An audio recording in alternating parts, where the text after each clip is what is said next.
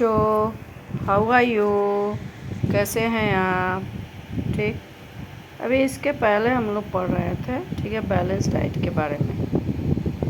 ठीक, अब हमको पढ़ना है, इसमें कुछ दिया है मिड डे मील।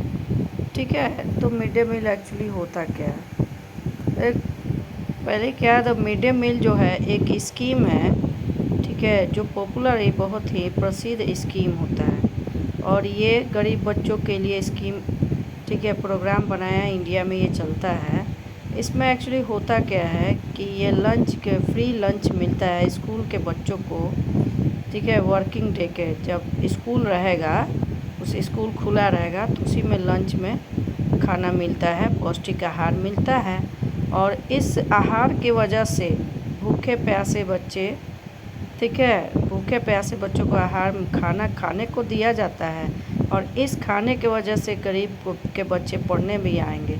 सरकार का ये स्कीम था कि जो बच्चे, मतलब हमारे देश में जो अशिक्षा थी पहले, अब तो नहीं है, अशिक्षा थी, तो बहुत ऐसे गरीब के बच्चे हैं। अब आप बताइए कि अब जिसको खाने को नहीं है वो बच्चा पढ़ाई कहाँ से करेगा? पहले तो कहा जाता है ना, पहले रोटी फिर कपड़ा तब मकान कहा जाता है, तो पहले रोटी ज़रूरी है। तो जो गरीब आदमी है वो अपने बच्चों को पढ़ाने के बारे में कहाँ सोचेगा? पहले तो सोचेगा कि बच्चे का किसी तरह उसका पेट भरे। तो इसीलिए भारत सरकार ने एक स्कीम निकाला जिसको मिड डे मील कहा जाए। वो हर स्कूल में, ठीक है, प्राइमरी स्कूल में, हर सरकारी स्कूल में ये प्रावधान शुरू हुआ। उसमें क्या है कि भूखे प्यासे बच्चे क्लास भी करते थे और उसके बाद इसे बच्चों को खाने को मिलता था, ठीक है। और इसमें बहुत सारे, इस स्कीम में बहुत, इसका जो हिस्ट्री है बहुत ही लॉन्ग है। तमिलनाडु गुजरात से स्टार्टिंग हुआ और आज यहाँ पे भी आता है। ये स्कीम बहुत ही सक्सेस हुआ, ठीक है। और हमारे इस मिड डे मील के स्कीम के वजह से आज हमारे स्कूल में, गवर्नमेंट स्कूल में बच्चों की संख्या भी बढ़ गई और कोई बच्चा भूखा नहीं रह रहा है और पढ़ाई भी कर रहे हैं। पढ़ाई के साथ साथ खाने को भी दिया जाता है। अब आ जाइए, अब नेक्स्ट है diseases and disabilities due to food deficiencies. भोजन की कमी से बहुत सारी बीमारियां होती है, ठीक है। तो अब आइए डिसेबिलिटी, बहुत सारी बीमारियां होती है। अब मान लीजिए अच्छा आहार, अच्छी तरह खाना नहीं मिलेगा तो उस आदमी का, उस बच्चे का, चाहे उस इंसान का, कोई भी है, उसका शरीर कहाँ चलेगा? नहीं चलेगा, उसका शरीर कमज़ोर होगा, ठीक है। तो इसमें दिया है the most essential factor for good health is a balance diet. सबसे बड़ा ये एसेंशियल फैक्टर होता है कि अगर जो गुड हेल्थ किसी का कब रहेगा? जब वो प्रॉपर रूप से उसकी डाइट क्या होगी? बैलेंस होगी, यानी कि ऑल प्रकार के न्यूट्रिएंट उसको मिलेगा। फिर तो the lake of nutrient in the diet can cause deficiency disease. यानी कि न्यूट्रिएंट की कमी से, ठीक है, न्यूट्रिएंट डाइट में न्यूट्रिएंट की कमी अगर जो है तो उसके कारण बहुत सारी बीमारियां होती हैं।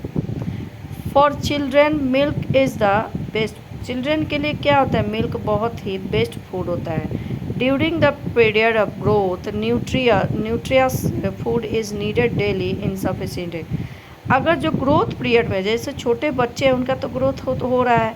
अब मान लीजिए हम हैं, हमारा तो जो भी ग्रोथ होना था हो चुका है। अब मेरा ग्रोथ थोड़ी हो रहा है, मेरी हाइट बढ़ रही है कि चौड़ाई, ऐसा तो कुछ नहीं है। मेरे इंटरनल ऑर्गन है या एक्सटर्नल, और सारे ऑर्गन्स मेरे तो कंप्लीट हो चुके हैं, उनका ग्रोथ हो चुका है। लेकिन जो छोटे बच्चे हैं, ठीक है, उन छोटे बच्चों का ग्रोथ तो स्टार्टिंग हो रहा है।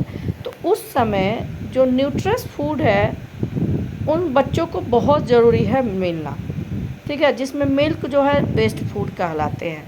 आप देखते होंगे छोटे बच्चों को दूध दिया जाता है, क्यों भाई? क्योंकि आप लोग जानते हैं कि जो मिल्क है कंप्लीट फूड कहा जाता है, उसमें हर प्रकार की न्यूट्रिएंट मिलती है। Children need more of energy giving and body building food and compare to adult. जो यानी कि एडल्ट जो है, हम बड़े हैं, बड़ों के अपेक्षा चिल्ड्रेन को, ठीक है, बहुत ज़्यादा मात्रा में एनर्जी चाहिए और उनको और उनकी बॉडी जो क्या है, बॉडी बिल्ड भी होना चाहिए, यानी कि एनर्जी, यानी कि कार्बोहाइड्रेट प्रोटीन जो है बड़ों की अपेक्षा चिल्ड्रन को बहुत ज़्यादा मात्रा में चाहिए, क्योंकि उनका ग्रोथ हो रहा है, बॉडी का ग्रोथ हो रहा है। समझ रहा है मेरी बात? तो अब आप आ जाइए इधर। कह रहा है नेक्स्ट हमारा टॉपिक है प्रोटीन एनर्जी मल न्यूट्रिशन, यानी कि PEM। तो इसके लिए प्रोटीन एनर्जी, प्रोटीन ये हम लोग जानते हैं वी गेट प्रोटीन एनर्जी बहुत ही ज़रूरी है। अगर जो इसकी कमी हो जाती है तो मल न्यूट्रिशन कहेंगे, प्रोटीन की एनर्जी। आइए, if the food lack sufficient carbohydrate proteins and fats then a condition called protein energy mal nutrient in created. यदि भोजन में, ठीक है, सफिशिएंट क्वांटिटी में, जितना चाहिए उतना में कार्बोहाइड्रेट और प्रोटीन और फैट, ये तीनों चीज़ ना हो किसी भी कंडीशन के कारण, तो उस समय उस बच्चे को कौन सी भी क्या हो जाएगी, कौन सी बीमारी से सफ़र करने लगेंगे, तो protein energy mal nutrient is created, ये होने लगेगी। This disease are found infant that are up to 5 years of age. ये बीमारी जो है प्रोटीन एनर्जी मल न्यूट्रिशन जो बीमारी है, ये छोटे पैदा हुए बच्चों से लेकर 5 साल के बच्चों तक का होता है। The two such deficiency disease are as follow. तो ये प्रोटीन एनर्जी मल न्यूट्रिएंट जो है के कारण 2 बीमारी होती है। आइए, पहला बीमारी है marasmus. This disease is cause due to deficiency of proteins carbohydrate. ये जो बीमारी होती है मरस्मस, ये किसके कारण होती है, तो ये प्रोटीन और कार्बोहाइड्रेट की कमी के कारण होती है। अगर जो हमारे बॉडी को, किसी भी बच्चे को, ठीक है, प्रोटीन और कार्बोहाइड्रेट प्रचुर मात्रा में, मतलब जितना सफिशिएंट मात्रा में न मिलेगा, तो ये बीमारी मरस्मस बीमारी हो जाएगी।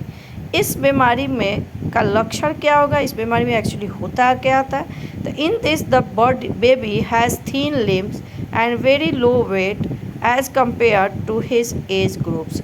मतलब जितना उम्र उनका होगा उस उम्र के अनुसार उनका जो वज़न होगा बहुत ही कम होगा और हाथ पैर एकदम पतला होगा। तो भोजपुरी में कहा जाता है, बड़े बुजुर्ग ने कहा है कि हाथ पैर सुटकी या पेट नदकोला, यानी कि पेट बड़ा सा निकला रहेगा और हाथ पैर एकदम पतला हो जाएगा और उनका बॉडी वेट जो होता एकदम कम हो जाएगा। समझ गए मरस्मस। सेकेंड जो बीमारी है उसका है क्वाशिकोर। तो क्वाशिकोर में this disease is caused by deficiency of protein and baby suffer from swelling of legs। इस बीमारी में क्या होता है कि ये बीमारी एक्चुअली डिफिशियंसी ऑफ प्रोटीन के कारण होता है। बॉडी में, उस बच्चे के बॉडी में प्रोटीन प्रचुर मात्रा में नहीं मिल रहा है, जिसके कारण वह बच्चा जो है सफ़र करने लगा, उनका पैर जो है स्वेलिंग करना, पैर उनका मोटा हो जाएगा, फूल जाएगा। देखिए फिगर में देखिए दिया है, ठीक है, ऊंचा पैर हो जाएगा, मोटा। Such child has bulging bellies and retarded growth. इस प्रकार के जो बेबी जो होते हैं बच्चे, इनका जो बेलीज जो पेट होगा वो बल्गिंग होगा, लबा मतलब एकदम लगेगा कि एक मांस का लोथरा है, फूला हुआ हो जाएगा, ठीक है। और स्वेलिंग, उनके पैर में क्या हो जाएंगे, स्वेलिंग हो जाएंगे। तो इस तरह ये कह रहा है कि प्रोटीन, यानी कि प्रोटीन एनर्जी मल न्यूट्रिशन के वजह से ये 2 प्रकार की बीमारियां होती हैं, ठीक है। प्रोटीन एनर्जी मल न्यूट्रिशन जब भी आप नाम सुनेंगे, इसका मतलब कि प्रोटीन, कार्बोहाइड्रेट और फैट्स की कमी, ठीक। उसके बाद आपका आ रहा है, अब तो आपका ये चैप्टर फिनिश हो गया, 2 लाइन और है, इसको थोड़ा सा देखें, ठीक है। ओबेसिटी अब इसके बारे में, eating energy rich food in much excess than needed by the body cause fat deposition in the body and lead to obesity. अगर जो ज़्यादा मात्रा में हम भोजन खा रहे हैं, बहुत ज़्यादा मात्रा में एनर्जी हमारे शरीर के अंदर आ जाएगी, तब भी हमारा बॉडी क्या हो जाएगा, तब भी हम बीमारी के सफ़र हो जाएंगे, ठीक है। हमको कई प्रकार की बीमारियां हो जाएंगी। जैसे हमारा बॉडी ज़्यादा एक्सेस मात्रा में फूड खाने से, भोजन खाने से, और हमारे एक्सेस मात्रा में हमारे बॉडी में एनर्जी हो जाएगी, उसके कारण फैट जो है बहुत ज़्यादा बढ़ जाएगी। फैटी हमारा बॉडी क्या हो जाएगी, फैटी हो जाएगी, और जिसके कारण हमको ओबेसिटी होने लगेगी। Obese person are prone to heart disease, मोटापा बढ़ जाएगी, मोटापा हो जाएगी। और ओबेस पर्सन क्या होगा, prone to heart disease and high blood pressure. अब देखिए, अगर जो मोटापा जब बढ़ जाएगी, जिसके कारण कौन सी बीमारी होगी, हार्ट की बीमारी, मतलब हार्ट अटैक होने लगे, हार्ट की बीमारी हो जाएगी, ब्लड प्रेशर हाई हो जाएगी। इसलिए obesity is children has become a common problem this day. आज की डेट में आप देखते होंगे, आपके क्लास में देखते होंगे कि बहुत ऐसे बच्चे होंगे कि काफ़ी मोटे होंगे, उनके एज के अनुसार, उनका एज कम है और देखते हैं बहुत बड़ा मोटे होंगे। तो इस प्रकार की ये मोटापा भी क्या है, एक प्रकार की बीमारी है। तो खाने पीने में इसका ध्यान हम लोग को बहुत ज़रूरी होता है कि जो भी खाएं प्रॉपर खाएं, और हर प्रकार, मतलब डाइट जो हमारा हो बैलेंस्ड हो, एक्सेस ना हो और एकदम कम ना हो, यानी कि ज़्यादा ना कार्बोहाइड्रेट, प्रोटीन, फैट्स की ज़्यादा मात्रा में भी ना लें, विटामिन मिनरल्स एक्सेट्रा, और कम भी ना हो। ठीक है, इसीलिए उसको कहते हैं कि बैलेंस में हर चीज़ क्या होंगे, संतुलित में, संतुलन। ठीक है, आपका ये चैप्टर कंप्लीट हो गया। उम्मीद है इसको बार बार, ठीक है, ऑन करके आप वीडियो आप इसका सुनिएगा, आपको समझ में आएगा। Okay, bye.